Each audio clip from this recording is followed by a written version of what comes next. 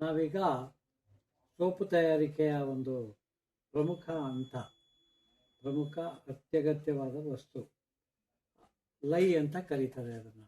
ಏನು ಲೈ ಅಂದರೆ ಸೋಡಿಯಂ ಹೈಡ್ರಾಕ್ಸೈಡ್ ಮತ್ತು ನೀರು ಎರಡೂ ಸೇರಿದಾಗ ಕಾಸ್ಟಿಕ್ ಸೋಡಾ ಅಂತಂತ ಏನು ಕರಿತೀವಿ, ಅದಕ್ಕೆ ನೀರಿನ ಜೊತೆ ಬೆರೆತು ಕರಗಿದಾಗ ಅದನ್ನು ಲೈ ಅಂತಂದು ಕರೀತಾರೆ. ಇಲ್ಲಿ ಈ ಪಾತ್ರೆಯಲ್ಲಿ ನಾವು ಶುದ್ಧವಾದ ನೀರನ್ನು ತೆಗೆದುಕೊಂಡಿದ್ದೀವಿ. ಅದಕ್ಕೆ ಈ ಕಾಸ್ಟಿಕ್ ಸೋಡಾವನ್ನು ಬೆರೆಸ್ತಾ ಇದ್ದೀವಿ. ಯಾವಾಗಲೂ ನೀರಿಗೆ ಕಾಸ್ಟಿಕ್ ಸೋಡಾವನ್ನು ಬೆರೆಸಬೇಕೇ ಹೊರತು ಕಾಸ್ಟಿಕ್ ಸೋಡಾಕ್ಕೆ ನೀರನ್ನು ಬೆರೆಸಬಾರ್ದು. ಇದು ಲೈ ಮಾಡುವ ಒಂದು ಲಕ್ಷಣ. ಕಣ್ಣಿಗೆ ಕನ್ನಡಕ ಹಾಕ್ಕೊಂಡಿದ್ದೀನಿ, ಕೈಗೆ ಗ್ಲೌಸ್ ಹಾಕ್ಕೊಂಡಿದ್ದೀನಿ. ಈ ರೀತಿ ಎಚ್ಚರಿಕೆಯಾಗಿ ಮಾಡ್ತಕ್ಕದ್ದು ಇದು ಲೈ ಮಾಡುವ ವಿಧಾನ. ಇದನ್ನು ಈ ರೀತಿ ಸ್ಟಿರ್ ಮಾಡಿದ್ರೆ ಕರಗೋಗುತ್ತೆ. ಕರಗಿದಾಗ ಬಹಳ ಬಿಸಿ ಉಂಟಾಗುತ್ತೆ. ಈ ಬಿಸಿ ಉಂಟಾದದ್ದು ವಾತಾವರಣದ ಶಾಖಕ್ಕೆ ಬರೋದಕ್ಕೆ ಕಾಯಬೇಕು. ಅದು ಕನಿಷ್ಠ ಒಂದು 4 ಗಂಟೆ ಬಿಟ್ಟರೆ ವಾತಾವರಣ ಶಾಖಕ್ಕೆ ಬಂದ್ಬಿಡುತ್ತೆ. ಇದು ಲೈ. ಈ ಲೈ NaCl ಅಂದರೆ ಉಪ್ಪು, NaOH ಅಂತಂದರೆ ಕಾಸ್ಟಿಕ್ ಸೋಡಾ. NaCl ಸಾಮಾನ್ಯ ಅಡಿಗೆ ಉಪ್ಪು. ಅದರಿಂದಲೂ ಎಲೆಕ್ಟ್ರಾಲಿಸಿಸ್ ಪ್ರೋಸೆಸ್ಸಲ್ಲಿ ಸಮುದ್ರಗಳಲ್ಲಿ ಇದನ್ನು ಬೇರ್ಪಡಿಸಿದಾಗ ಈ ಕಾಸ್ಟಿಕ್ ಸೋಡಾ ಉತ್ಪಾದನೆ ಆಗುತ್ತೆ. ಇದು ಉಪ್ಪಿಗಿಂತಲೂ ಭಾಳ ಸ್ಟ್ರಾಂಗು. ಬಾಂಬ್ ಅಂತ ಅಂದ್ಕೊಳ್ಳಿ. ಹಾಗಾದಾಗ ಎಚ್ಚರಿಕೆ ಬರುತ್ತೆ. ಇದು ಸೋಕಿದ್ರೆ ಸುಡುತ್ತೆ, ಸುಡುವ ಗುಣ ಇದೆ ಇದಕ್ಕೆ. ಹೀಗಾಗಿ ಬಹಳ ಎಚ್ಚರಿಕೆಯಿಂದ ಈ ಕಾರ್ಯ ಮಾಡಬೇಕು. ಇದನ್ನು ಯಾವ ಕಾರಣಕ್ಕೂ ಬರಿಗೈಯಲ್ಲಿ ಮುಟ್ಟಬಾರ್ದು. ಇದು ಲೈ ತಯಾರಿಕೆಯ ಸ್ಪಷ್ಟ ವಿಧಾನ, ಸುಲಭ ವಿಧಾನ, ಅರ್ಥ ಮಾಡ್ಕೊಳ್ಳಿ. ಈ ಕಾಸ್ಟಿಕ್ ಸೋಡಾ ಬಹಳ ಕರೋಸಿವಸ್ಸು. ಹೀಗಾಗಿ ಯಾವುದೇ ಪಾತ್ರೆಗಳನ್ನು, ಮೆಟಲ್ ಪಾತ್ರೆಗಳನ್ನು ಬಳಸಬಾರ್ದು. ಗಾಜಿನ ಪಾತ್ರೆಗಳನ್ನೂ ಪರವಾಗಿಲ್ಲ. ನಾವು ಇಲ್ಲಿ ಬಹಳ ಉತ್ತಮ ಕ್ವಾಲಿಟಿಯ ಪ್ಲಾಸ್ಟಿಕ್ ವಸ್ತುಗಳನ್ನು ಬಳಸ್ತಾ ಇದ್ದೀವಿ. ಆ ಪ್ಲಾಸ್ಟಿಕ್ ವಸ್ತುಗಳಿಂದ ಅದನ್ನು ಬಳಸಿ ಲೈಯನ್ನು ಮಾಡ್ಕೋಬೇಕಾಗ್ತದೆ. ಸೋಪ್ ಮಾಡಲಿಕ್ಕೂ ಅಷ್ಟೇ ಬಹಳ ಉತ್ತಮ ಕ್ವಾಲಿಟಿಯ ಪಾತ್ರೆಗಳನ್ನು ಬಳಸಬೇಕು. ಇವು ಶುದ್ಧವಾದ ಎಣ್ಣೆಗಳನ್ನು ಬೆರೆಸಿಟ್ಕೊಂಡಿದ್ದೀವಿ ನಾವು. ಕೊಬ್ಬರಿ ಎಣ್ಣೆ, ಬೇವಿನ ಎಣ್ಣೆ, ಹೊಂಗೆ ಎಣ್ಣೆ, ಹಿಪ್ಪೆ ಎಣ್ಣೆ, ಹರಳೆ ಎಣ್ಣೆ, ಅಚ್ಚೆಳ್ಳೆಣ್ಣೆ ಇವೆಲ್ಲನೂ ಬೆರೆಸಿ 6 ಥರದ ಎಣ್ಣೆಗಳನ್ನು ಇಲ್ಲಿ ಬೆರೆಸಿ ಸುಲಭವಾಗಿ ಸಾರಿ ಬಳಸೋ ರೀತಿ ಇಟ್ಕೊಂಡಿದ್ದೀವಿ. ಈಗ ನಾವು ಈ ವೆಟ್ ಗ್ರೈಂಡರ್ಗೆ ಅಗತ್ಯವಾದ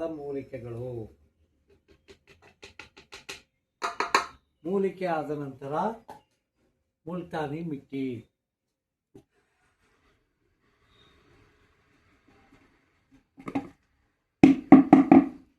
ಮುಲ್ತಾನಿ ಮಿಟ್ಟಿ ಆದ ನಂತರ ಅಗತ್ಯ ಪ್ರಮಾಣದ ಎಣ್ಣೆ ಇವುಗಳನ್ನ ಹಾಕ್ತಾ ಇದ್ದೀವಿ.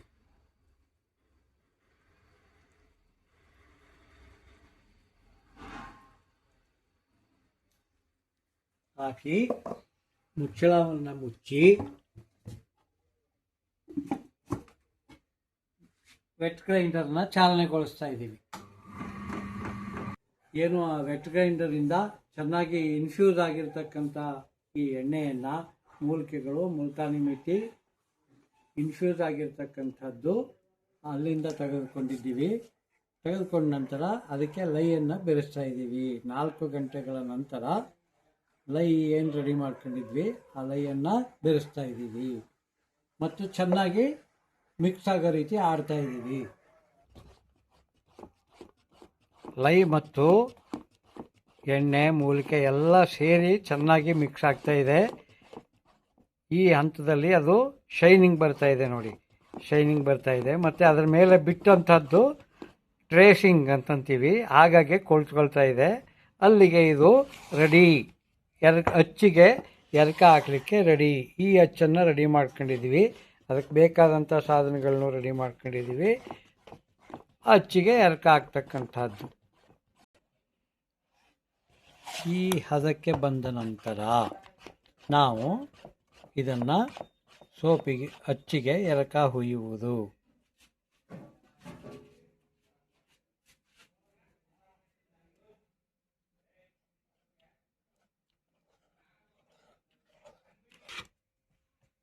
ಶುದ್ಧ ಎಣ್ಣೆಗಳು ಮೂಲಿಕೆಗಳನ್ನ ಬಳಸಿರೋದ್ರಿಂದ ಅವು ಕಿಂಚಿತ್ತೂ ವೇಸ್ಟ್ ಆಗಬಾರ್ದು.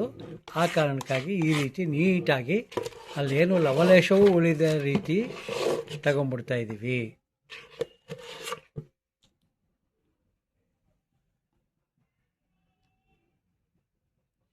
ಈ ರೀತಿ ಟ್ಯಾಪಿಂಗ್ ಮಾಡುವುದರಿಂದ ಸ್ವಲ್ಪವೂ ಗಾಳಿ ಇಲ್ಲದ ರೀತಿ ನೀಟಾಗಿ ಸೋಪು ಆಗುತ್ತೆ ಅಚ್ಚಿರಲಿ. ಈ ರೀತಿ ಟ್ಯಾಪಿಂಗ್ ಕೆಲಸವನ್ನು ನಾವು ಪೂರ್ಣಗೊಳಿಸ್ಕೊಳ್ತಕ್ಕದ್ದು.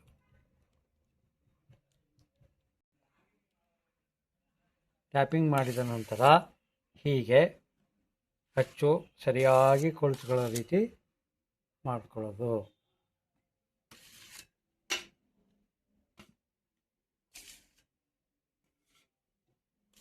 ಎಲ್ಲೂ ಏನು ವೇಸ್ಟ್ ಆಗಬಾರ್ದು ನೋಡಿ ಈ ರೀತಿ.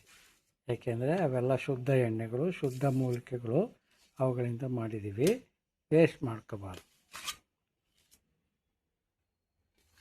ಪ್ರಯೋಜನಕ್ಕೆ ಬರೋ ರೀತಿ ಮಾಡ್ಕೋಬೇಕು.